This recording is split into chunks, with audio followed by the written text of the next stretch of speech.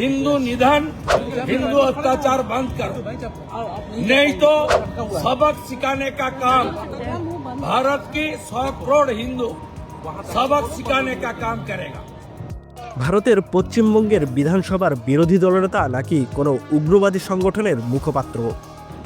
বাংলাদেশের deputy high কমিশনের সামনে দাঁড়িয়ে শুভেন্দু অধিকারীর ভাষা শুনে এই প্রশ্নই এখন জোরালো হচ্ছে। বাংলাদেশের অভ্যন্তরীণ বিষয় নিয়ে প্রতিবাদ জানাতে গিয়ে কূটনৈতিক শিষ্টাচারের তোয়াক্কা না করেই তিনি সরাসরি বাংলাদেশকে সবক শেখানোর হুমকি দিলেন। তার এই মন্তব্য দুই দেশের মৈত্রী সম্পর্কে ফাটল ধরানোর জন্য যথেষ্ট কিনা তা নিয়ে ইতিমধ্যেই বিতর্ক শুরু হয়েছে। 2 करोड़ हिंदू है बांग्लादेश में, उनके ऊपर अत्याचार होगा तो हिंदुस्तान का 100 करोड़ हिंदू आवाज उठाने का काम करेगा। শুধু বাংলাদেশকে হুঁশিয়ারি দেওয়াই নয়, ভারতের পশ্চিমবঙ্গের মুখ্যমন্ত্রী এবং বাংলাদেশের অন্তর্বর্তী সরকারের প্রধানকে ব্যক্তিগত আক্রমণ করতেও ছাড়েননি তিনি। মোহাম্মদ ইউনুসকে মোল্লা ইউনুস এবং রাজ্যের মুখ্যমন্ত্রীকে মমতা খালা বলে সম্বোধন করে তিনি পদের গরিমা ধুলোয় মিশিয়েছেন বলে মনে করছে রাজনৈতিক মহল।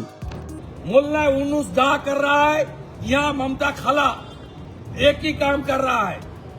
গাজা এবং ইসরায়েলের যুদ্ধের উপমা টেনে তিনি পরোক্ষভাবে ধর্মীয় মেরুকরণের তাস খেললেন খাস কলকাতার বুকে দাঁড়িয়ে। গাজাতে যে লড়াই ইসরায়েল করছে কেন? ইহুদিদের বাঁচানোর জন্য। এমনকি পুলিশ প্রশাসনকে চ্যালেঞ্জ ছুড়ে দিয়ে গঙ্গাসাগর মেলার পর 5 লক্ষ সাধু নিয়ে কলকাতা অচল করার হুমকিও শোনা গেল তার গলায়। আমি সব সাধুকে বাবুঘাট থেকে তাদেরকে পথ দেখিয়ে এখানে নিয়ে আসব।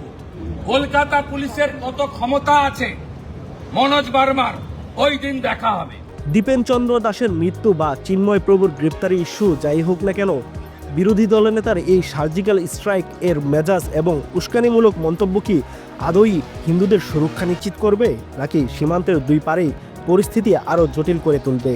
শুভেন্দুর এই সবক শেখানোর রাজনীতি আসলে কার স্বার্থ রক্ষা করছে, সেটাই এখন বড় প্রশ্ন।